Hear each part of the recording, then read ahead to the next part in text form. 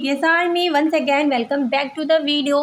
दोस्तों, मैंने अपने प्रीवियस वीडियो में आपको बताया था कि बिग हिट ने कैसे फिर से एक अपॉलजी लेटर रिलीज़ की है सुगा के मैटर को लेकर, क्योंकि अब ये मैटर उतना छोटा नहीं रह गया है और फर्दर इन्वेस्टिगेशन से पता चला है कि अब ये केस ना थोड़ा आगे जाने वाला है। एक्चुअली जब पुलिस ने इस केस को इन्वेस्टिगेट किया, उन्होंने CCTV फुटेज में देखा कि सुगा 10 लेन रोड पे इलेक्ट्रिक स्कूटर पे बैठ के बहुत ही तेज़ी से जा रहे थे।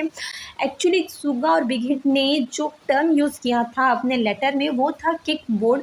इलेक्ट्रिक किक बोर्ड और electric kick board with seat, ये दोनों ही अलग चीज़ें हैं। जैसा कि मैं आपको इमेज में दिखा रही हूँ, ये है इलेक्ट्रिक किक बोर्ड, जिसको अगर आप ड्रिंक करके ड्राइव करते हैं तो साउथ कोरिया पे इसके लिए बहुत ही बड़ा पनिशमेंट नहीं है। इसके लिए आपको बस 1 लाख वॉन देना पड़ेगा एज अ फाइन और आपकी ड्राइविंग लाइसेंस कैंसिल हो सकती है।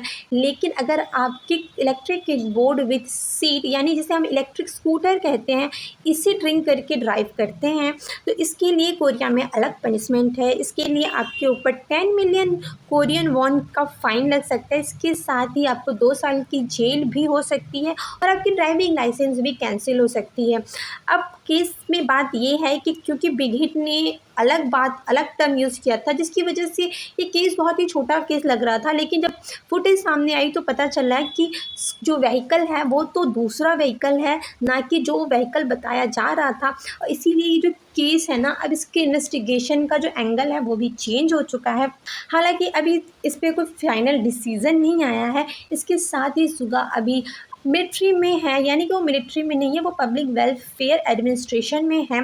सो इसको भी लेके बातें हो रही हैं कि क्या उनके ऊपर एडिशनल डिसिप्लिनरी एक्शन लिया जाएगा या नहीं।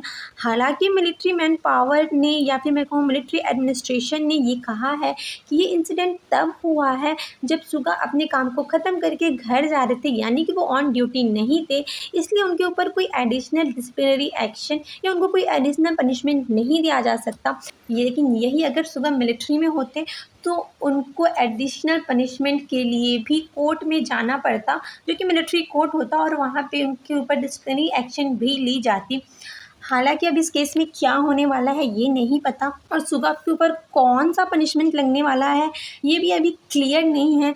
लेकिन हाँ, इस केस ने फैंस को बहुत ही ज़्यादा डिसअपॉइंट किया है और फैंस बहुत ज़्यादा वरीड भी हैं सुगा को लेकर। वहीं फैंस के अलग अलग ओपिनियन भी हैं।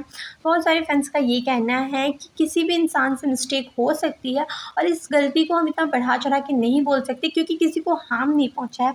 वहीं बहुत सारे फैंस का ये भी कहना है कि सुगा को ये सोचना चाहिए था कि फैंस उनका वेट कर रहे हैं और वो इतने बड़े सुपरस्टार हैं, उनको अपनी रिस्पॉन्सिबिलिटी पता होनी चाहिए एज अ आइडॉल भी और एज अ सिटीज़न भी।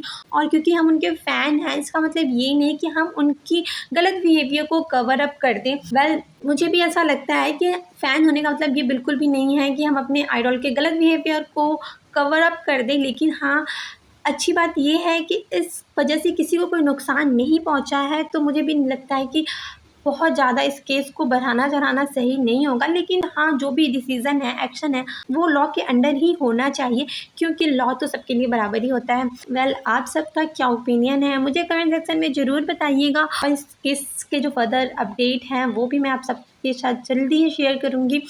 मिलते हैं नेक्स्ट वीडियो में, तब तक अपना ख्याल रखिए, बी हैप्पी, स्टे हेल्दी, कमसामिदा।